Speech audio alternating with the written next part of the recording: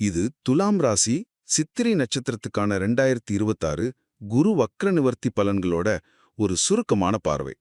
வர்ற 2026 மார்ச் 9ஆம் தேதி பாத்தீங்கன்னா, குரு பகவான் மிதுன ராசியில தன்னோட வக்ர நிலையிலிருந்து விடுபட்டு நேர்கதிக்கு திரும்புறாரு. இதனால உங்க வாழ்க்கையில இதுவரைக்கும் இருந்த தடைகள் எல்லாம் விலகி என்னென்ன முக்கியமான மாற்றங்கள் நடக்க போகுதுன்னு நாம இப்ப பார்க்கலாம். முதல்ல, குடும்ப வாழ்க்கை. குடும்பத்துல உங்களுக்கு முழுமையான ஆதரவு கிடைக்கும். ரொம்ப நாளா தடையா இருந்த திருமண முயற்சிகள் எல்லாம் இனி தடபடலா கைகூடும். ஆனா உங்க அப்பா மற்றும் வாழ்க்கை துணையோட ஆரோக்கியத்துல கொஞ்சம் கவனம் தேவை. முக்கியமா உங்ககிட்ட தேவையில்லாத வாக்குவாதங்களை தவிர்க்கிறது ரொம்பவே நல்லது. இரண்டாவதா, உங்க தொழில் மற்றும் பொருளாதாரம். புதுசா வேலை தேடுறீங்களா? உங்களுக்கு அருமையான வாய்ப்புகள் காத்துட்டு இருக்கு. ஏற்கனவே வேலையில இருக்கிறவங்களுக்கு ஒரு நிலையான முன்னேற்றம் இருக்கும். பணவரவு சீரா வந்தாலும் அதுக்கேத்த மாதிரி சுப செலவுகளும் தேடி வரும்.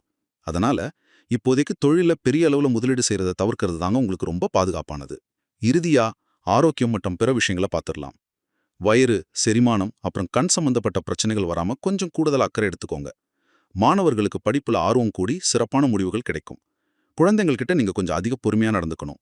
குழந்தை பாக்கியத்துக்காக காத்துட்டு இருக்கிறவங்களுக்கு ஒரு சின்ன மருத்துவ ஆலோசனைக்கு அப்புறம் கண்டிப்பா சுபச்செய்தி வரும்.